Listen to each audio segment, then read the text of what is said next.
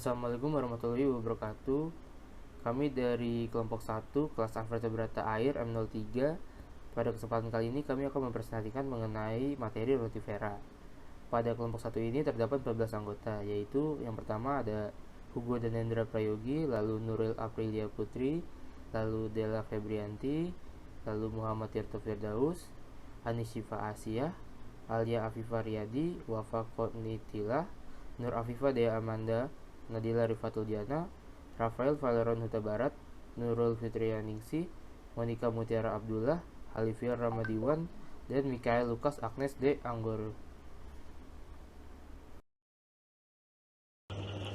Pengertian rotifera.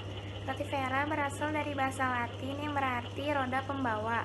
Ini mengacu pada mahkota silia yang berada di sekitar mulut rotifera tersebut. Gerakan cepat dari silia pada beberapa spesies membuat mereka tampak berputar seperti roda. Rotifera merupakan hewan mikroskopis yang hidup di air. Hewan multiseluler dengan rongga tubuh yang sebagian dilapisi oleh mesoderm. Rotifera atau Brachyonus plichatilis adalah golongan zooplankton mikroskopis dan bergerak aktif. Rotifera dimanfaatkan sebagai pakan bagi larva ikan dalam pengoperasian balai benih fauna laut karena rotifera merupakan makanan awal atau sebagai pakan hidup yang penting untuk larva ikan laut. Pemanfaatannya sebagai pakan alami sangat populer karena porifera mempunyai ciri biologi yang memenuhi kriteria pakan yang baik bagi larva fauna laut, antara lain ukurannya yang relatif kecil. Rotifera merupakan pakan alami bagi larva ikan yang sampai saat ini fungsinya belum dapat digantikan oleh pakan buatan. Selanjutnya ada kelas Monogononta. Kelas Monogononta merupakan kelas terbesar dari filum Rotifera karena memiliki spesies terbanyak sekitar 1.500 spesies. Hidup dari kelas Monogononta sebagai parasit pada Bryophyta atau yang disebut juga dengan alga hijau. Ukuran tubuh dari kelas Monogononta biasanya yang jantan lebih kecil dibandingkan dengan yang betina. Monogononta memiliki gonad tunggal. Kelas Monogononta memiliki siklus hidup partenogenetik yang terdiri dari fase seksual dan aseksual. Sebagian masa hidupnya berada dalam fase aseksual. Namun, pada lingkungan tertentu, kelompok ini dapat melakukan reproduksi seksual dan aseksual secara serentak. Pada kelas Monogononta, anggota dapat bereproduksi dengan dua cara, yaitu yang pertama secara seksual dan yang kedua secara aseksual. Betina memproduksi telur yang tidak dapat dibuahi yang nanti akan menjadi betina yang disebut dengan reproduksi aseksual. Pada reproduksi seksual terjadi ketika pada lingkungan yang tidak menguntungkan seperti terlalu kering atau terlalu basah. Ketika betina memproduksi telurnya pada fase seksual, apabila telurnya dapat dibuahi, maka akan menjadi betina. Dan sebaliknya apabila tidak dapat dibuahi, telur tersebut akan menjadi jantan.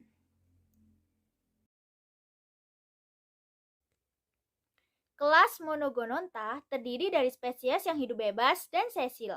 Rotifera yang hidup pada sesil pada umumnya ditemukan menempel pada tumbuhan makroskopis seperti algae filamen atau menempel pada tabung dari Rotifera sesil yang lain dari spesies yang sama atau bisa juga dari spesies yang berbeda. Pada beberapa spesies sesil, koronanya digunakan untuk mengumpulkan partikel-partikel makanan. Pada spesies yang lain, silia pada koronanya sangat jarang atau tidak ada, tetapi mempunyai duri atau yang disebut dengan spina, yang panjang mengelilingi struktur berbentuk korona yang terdapat di bagian ujung anterior tubuh. Duri-duri tersebut dapat digerakkan untuk mendorong mangsanya, yaitu metazoa yang lebih kecil masuk ke dalam mulut lalu ditelannya. Oleh karena itu, kebanyakan anggota kelas ini adalah karnivora. Kelas Monogononta dibagi menjadi 3 ordo, antara lain Colotechaceae, Flosculariaceae, dan Ploima atau yang disebut dengan Wiscosin. Berikut adalah contoh dari kelas Monogononta, Yang pertama ada Notomata copeus, yang kedua ada Keratella quadrata, dan yang ketiga ada Brachionus sp.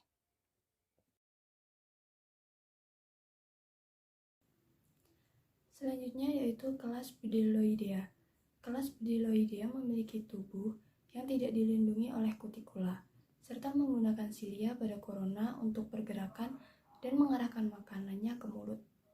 Pada kelas ini, biasanya melakukan simbiosis dengan lumut. Mereka dapat hidup dalam keadaan kekeringan dan akan mengalami peristiwa anhidrobiosis, yaitu keadaan dormansi akibat kurangnya air pada habitat yang ditinggali.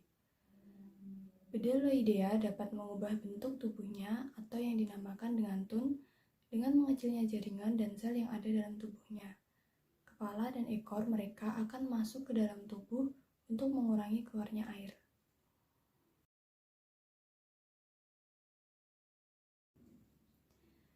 Bdelloidea bereproduksi secara parthenogenesis, mempunyai betina yang bereproduksi secara aseksual untuk menghasilkan lebih banyak keturunan betina. Telurnya tidak dapat dibuahi oleh sel sperma. Ketika telurnya dewasa, semuanya akan menjadi betina. Setiap induk biasanya hanya menghasilkan 10 hingga 50 telur saja.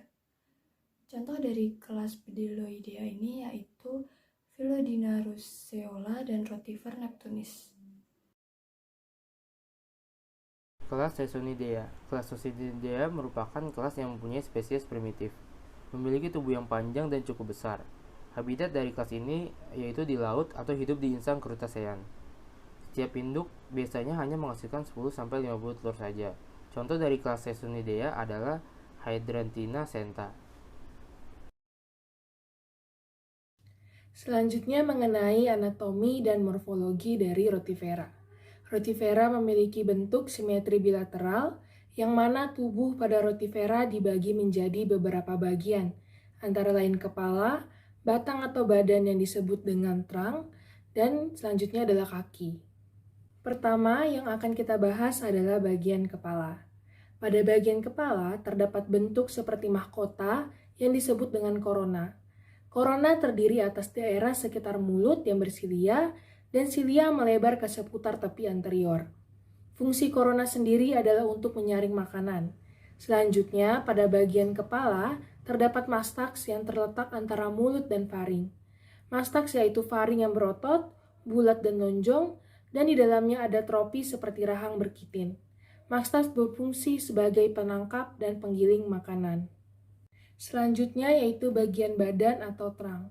Pada bagian badan terdapat perut dan organ reproduktif. Terdapat 3 buah tonjolan kecil, yaitu sebuah atau sepasang antena dorsal dan 2 buah antena lateral. Pada ujung antena biasanya terdapat bulu-bulu yang sebagiannya menjadi alat indera. Tubuh sendiri ditutupi oleh epidermis, yang selanjutnya epidermis akan menghasilkan kutikula yang dapat mengeras seperti cangkang, yang disebut dengan lorika. Dan yang terakhir bagian kaki. Pada bagian kaki, kutikula berkerut-kerut sehingga tampak beruas. Kutikula tersebut dapat memendek dan masuk ke dalam badan.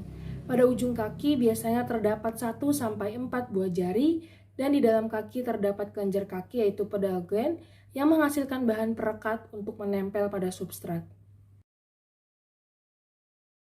Berikut adalah salah satu spesies dari filum Rotifera yaitu Brachionus plicatilis yang akan kita bahas mengenai morfologinya. Rotifera Brachionus ini terdiri atas 2 tipe yang berbeda morfologinya, terutama bentuk duri dan lorikanya, yaitu tipe S atau small dengan ukuran 140-220 mikrometer dan L atau large yaitu ukuran 230-320 mikrometer. Untuk tipe S, lorikanya lebih kecil dan lebih bulat dengan duri yang ramping dan tajam. Sedangkan tipe L atau large ini, bentuk lorikanya lebih besar dan berbentuk agak lonjong dengan duri yang lebar dan tumpul. Kedua tipe ini mempunyai banyak perbedaan, antara lain dalam hal respon terhadap lingkungan, fisiologi, dan genetika. Ukuran Brachionus antara 60-80 mikron hingga 300 mikron. Tubuh Brachionus terdiri dari sekitar 1000 sel yang seharusnya tidak dianggap sebagai tanda-tanda tunggal, tetapi sebuah plasma area. Pertumbuhan hewan ini diyakini sebagai peningkatan plasma dan bukan pembelahan sel. Epidermis mengandung lapisan padat, yaitu protein kreatin yang disebut lorika. Bentuk lorika dan penampakan spina atau tulang punggung, serta ornamen yang ada membedakan antar spesies. Tubuh Brachionus dibedakan menjadi 3 bagian, yaitu kepala, tubuh, dan kaki.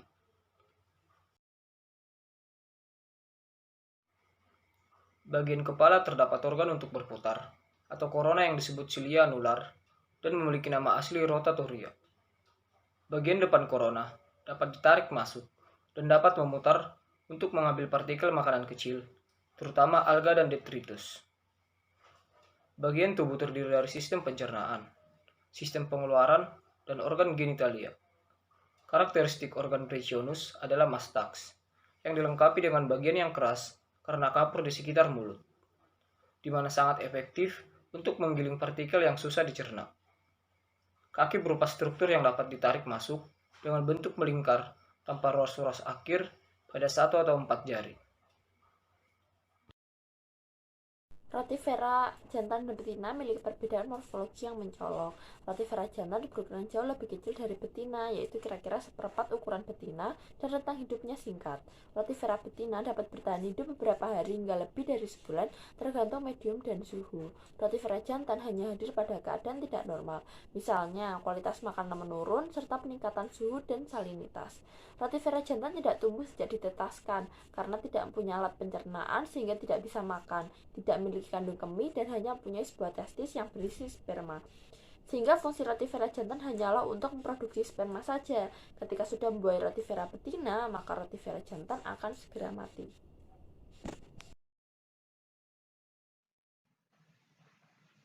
Selanjutnya adalah sistem pencernaan pada rotifera.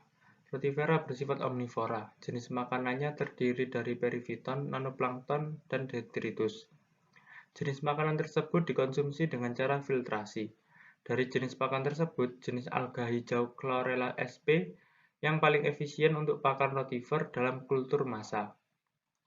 Adapun cara rotifera menangkap mangsanya adalah dengan cara menggunakan bagian yang bernama trofi. Setelah itu, mulut rotifera mengalirkan makanan tersebut ke mastak lalu menuju faring. Di balik mastak terdapat kerongkongan yang membuka ke perut, di mana sebagian besar pencernaan dan penyerapan terjadi. Berikutnya adalah mengenai sistem syaraf rotifera. Rotifera sendiri mempunyai otak berukuran kecil yang ada tepat di atas matraks, dari mana sejumlah syaraf memperpanjang seluruh tubuh. Dan jumlah syaraf bervariasi pada setiap spesies. Dan susunan sistem syaraf biasanya sederhana. Posisi dekat pada otak terdapat organ bernama retrocerebral, dan dari sana dua kelenjar dari dua sisi ada kandung medial. Kandung medial sendiri mengalirkan kepada kantung yang menjadi dua sebelum buka pori-pori pada bagian paling atas kepala yang fungsinya masih tidak jelas. Dan berikutnya adalah pada umumnya rotifera mempunyai 1 atau 2 pasang antena pendek dan sampai dengan 5 mata. Mata sederhana dalam struktur, dan pada satu waktu hanya ada satu sel fotoreseptor tunggal. Bulu dari korona sensitif, terdapat sentuhan, dan ada juga sepasang pit sensor kecil dilapisi oleh silia di daerah kepala.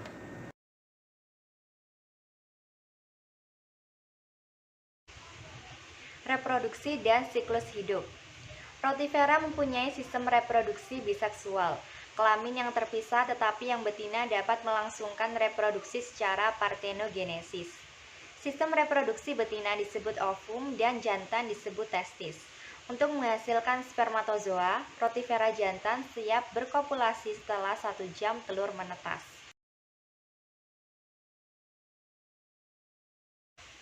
Lama hidup rotifera betina berkisar 12-19 hari. Rotifera terdiri atas 2 tipe, yaitu tipe amiktik dan miktik. Satu tipe betina miktik dapat menghasilkan 1 tipe telur, yaitu amiktik atau miktik. Betina amiktik ialah betina yang menghasilkan telur dan melakukan pembelahan meiosis. Telur amiktik bila tidak dibuai akan menghasilkan telur yang ukurannya kecil. Apabila telur dibuai akan menghasilkan telur yang ukurannya besar.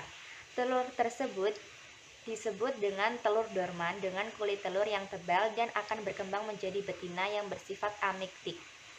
Generasi selanjutnya dapat bersifat amiktik atau miktik. Sedangkan betina miktik ialah merupakan betina yang menghasilkan telur secara parthenogenesis meiosis. Rotifera setelah 24 jam menetas dapat menghasilkan 2 atau 3 butir telur. Kecepatan penetasan telur tergantung dari suhu media air.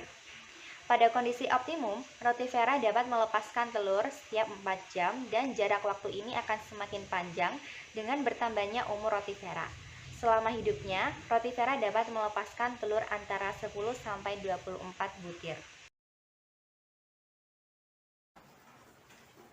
Habitat dan sifat rotifera. Rotifera dapat ditemukan di perairan tawar, payau, laut, maupun di dalam tubuh krustase atau larva serangga air. Keberadaannya akan melimpah bila perairan tersebut kaya akan nanoplankton dan detritus. Brachionus bersifat omnivor, memiliki beberapa jenis makanan diantaranya perifiton, nanoplankton, detritus, dan semua partikel organik yang sesuai dengan lebar mulutnya.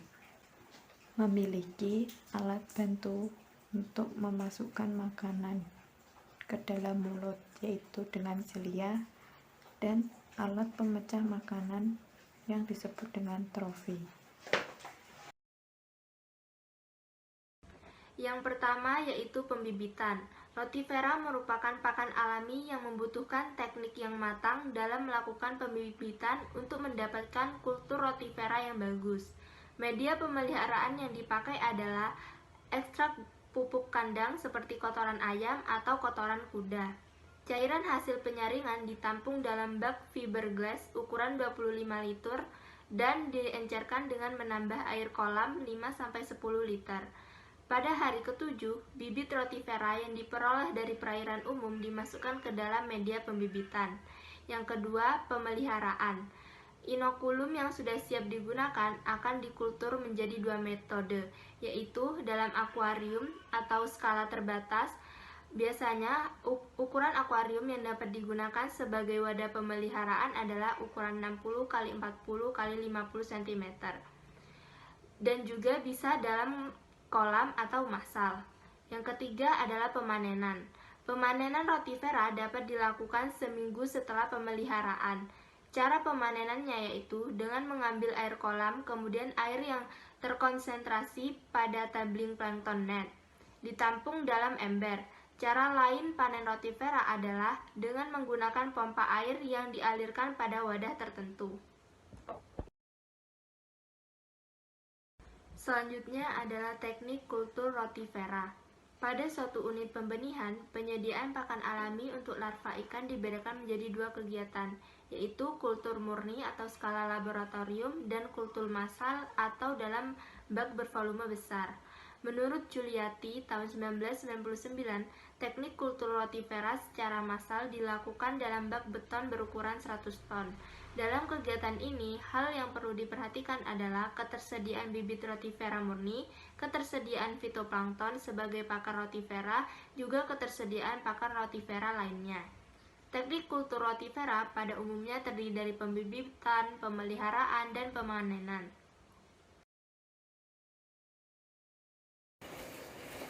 Berikutnya saya akan menjelaskan mengenai peran rotifera. Sebenarnya rotifera sendiri sudah lama dimanfaatkan sebagai pakan larva ikan dan pensuplai nutrisi yang sangat populer sebagai pakan alami.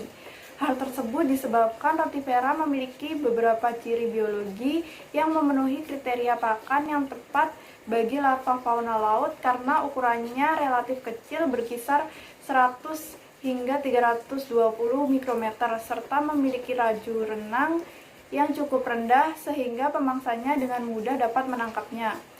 Lalu rotifera sendiri dapat digolongkan sebagai biokapsul bagi larva fauna laut sebab berperan sebagai pentransfer unsur makro dan vitamin pada larva tanpa efek polutan.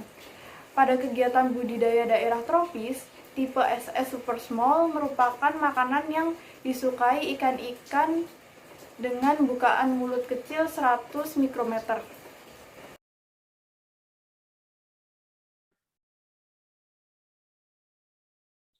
Peranan rotifera dalam budidaya perairan. Salah satu jenis plankton hewani yang termasuk pakan larva ikan laut ialah Brachyonus plicatilus. Dalam pembudidayaan ikan laut, penggunaan rotifera sebagai pakan sekitar 1 bulan. Brachyonus plicatilus sangat diperlukan dalam pembudidayaan. Hal ini karena jenis plankton sebagai pakan hidup bagi jenis-jenis tertentu pada ikan. Jenis plankton hewani ini bukan hanya dapat digunakan sebagai pakan hidup larva ikan, namun juga dapat digunakan sebagai larva udang. Dalam budidaya ikan secara komersial dapat memiliki permasalahan yang dapat mengganggu proses budidaya. Permasalahan yang dapat terjadi ialah tidak tersedianya pakan alami yang kontinu atau berkelanjutan dalam produksinya. Penyebab timbul permasalahan tersebut karena disebabkan banyak pembudidaya yang masih bergantung pada pakan organisme hidup.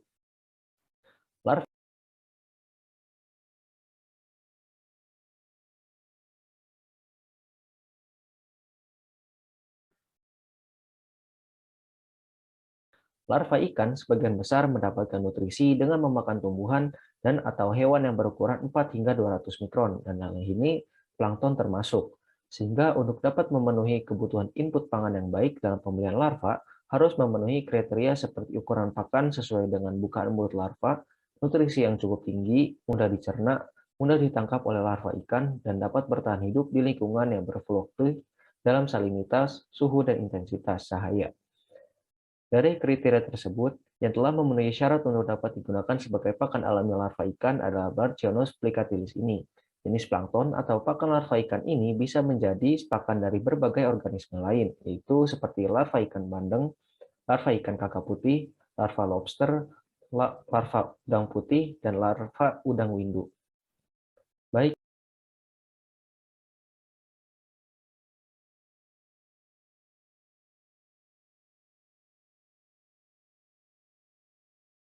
Baik, itulah hasil penjelasan dan presentasi kami dari kelompok 1. Mohon maaf apabila terdapat kekurangan dan kesalahan. Wassalamualaikum warahmatullahi wabarakatuh.